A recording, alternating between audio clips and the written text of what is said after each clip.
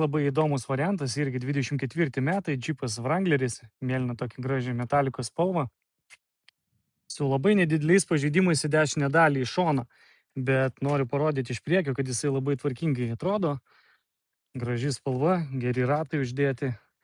24 metai, nuvažiavęs tik 28 350 mylių, gruodžio 4 aukcionas, jisai kūrėsi ir važiuoja.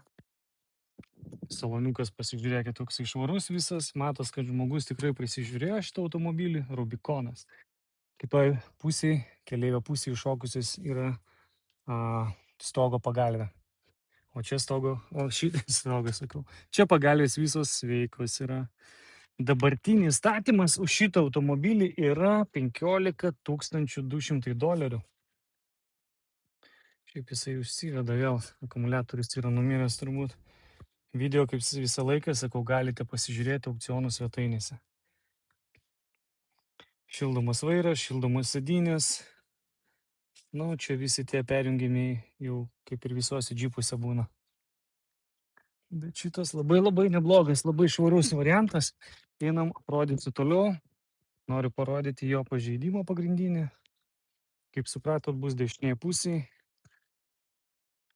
Čia viskas švaru, gražu. Galinė kamera.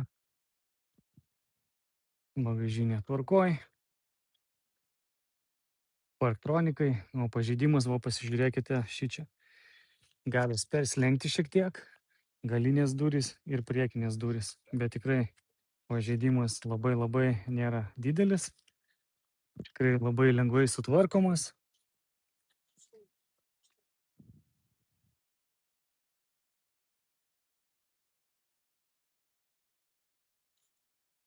Viskas labai gerai atrodo. Tai jeigu kam įdomu chebrytė, duodat žinot, nuperkam ir parvežam.